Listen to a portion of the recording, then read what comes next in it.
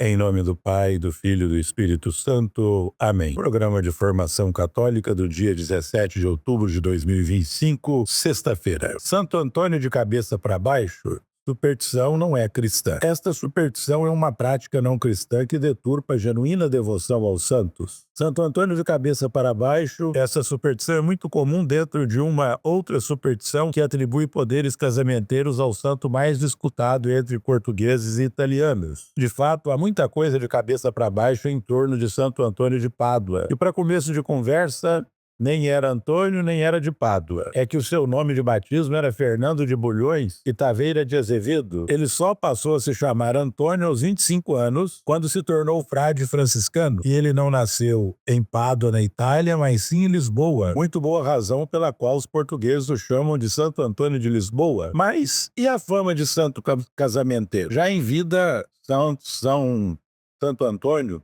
era considerado santo pela população, mas após a sua morte e canonização, que foi muito rápida, as atribuições de milagres à sua intercessão aumentaram com grande intensidade. O próprio Papa Leão XII o chamou de santo de todo mundo, devido à enorme extensão da devoção a ele. De fato, Santo Antônio é venerado como padroeiro dos pobres, dos viajantes, dos pedreiros e dos padeiros, entre muitos outros profissionais. Justamente por conta da fama de grande intercessor, Santo Antônio também é muito procurado por quem pede socorro para encontrar um bom marido ou uma boa esposa. E aí surgem aqueles que até chegam a colocar a imagem do pobre santo de cabeça para baixo como modo de forçá-lo a interceder por esse objetivo. Mas essa superstição não era cristã, que deturpa a genuína devoção a Santo Antônio e o próprio sentido da intercessão do santo segundo a fé católica. O Catecismo da Igreja Católica nos alerta em seu número 2111 para o perigo da superstição. Trata-se de um desvio do sentimento religioso e das práticas que ele impõe, podendo também afetar o culto que prestamos ao verdadeiro Deus, por exemplo, quando atribuímos uma importância de algum modo mágica a certas práticas, ainda que sejam práticas legítimas ou necessárias, como é o caso das orações. Então, nada de deixar Santo Antônio de cabeça para baixo. Você sabia que Santo Antônio era o martelo dos hereges? Em todos os lugares por onde ele passava, Santo Antônio era o flagelo dos hereges em virtude do maravilhoso dom que possuía de refutar suas objeções, desmascarar suas calúnias contra a fé católica. Encontrando-se ele certo dia em Toulouse, na França, para combater os erros dos inimigos da Santa Igreja, viu-se em luta contra um dos seus mais tenazes albigenses. A longa discussão acabou recaindo sobre o tema do augusto sacramento da Eucaristia, Santa Missa. Após grandes dificuldades, o defensor do erro ficou reduzido ao silêncio. Por fim, derrotado, mas não convertido, ele recorreu a um argumento extremo, desafiando o santo. Deixemos de palavras e vamos aos fatos. Se por algum milagre podeis provar diante de todo o povo que o corpo de Cristo está de fato presente na hóstia consagrada, eu abjuro a heresia e me submeto ao jugo da fé. Aceito o desafio, replicou logo Santo Antônio, cheio de confiança na onipotência e na misericórdia do Divino Mestre. Eis, pois, o que proponho. Isso o homem que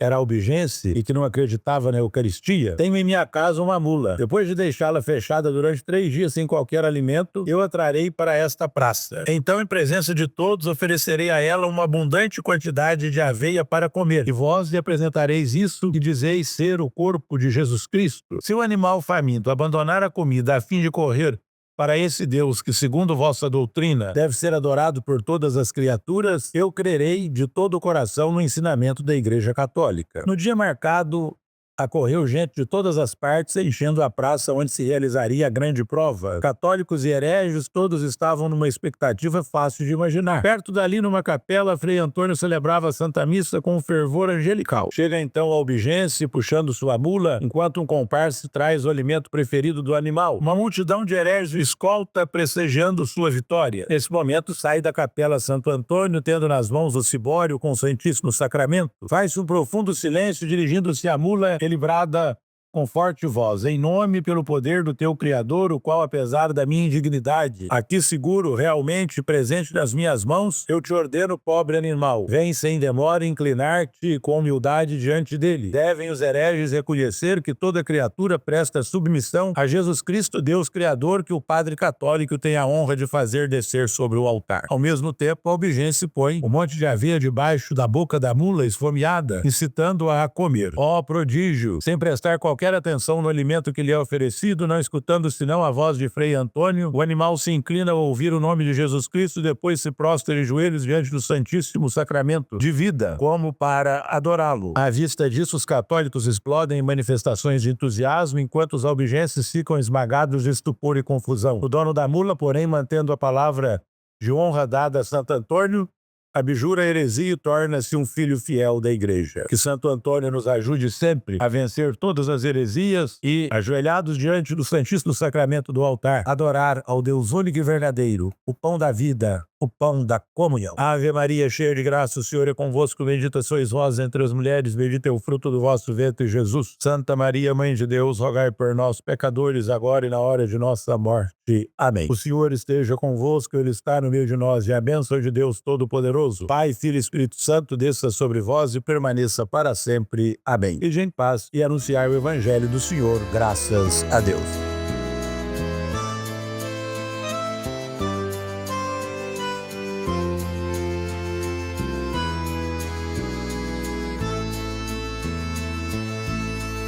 Se milagres desejais, recorrei a Santo Antônio, vereis fugir o demônio e as tentações infernais.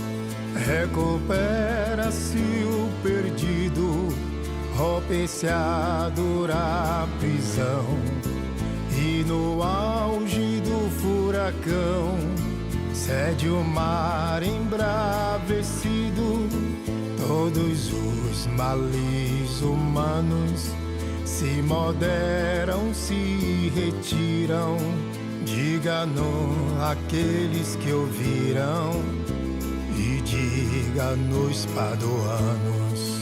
Recupera-se o perdido, rompe-se a dura prisão, e no auge do furacão cede o mar embravecido. Pela sua intercessão foge a peste, o erro, a morte. O fraco torna-se forte e torna-se o doente são. Recupera-se o perdido, rompe-se a dura prisão, e no auge do furacão cede o mar embravecido. Glória ao Pai e glória ao Filho, ao Espírito Santo também. Glória ao Pai e glória ao Filho, agora e sem fim. Amém.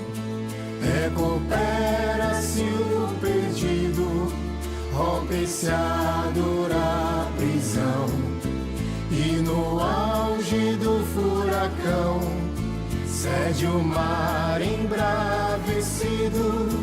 Recupera-se o perdido, rompe-se a dura prisão, e no auge do furacão cede o mar embravecido.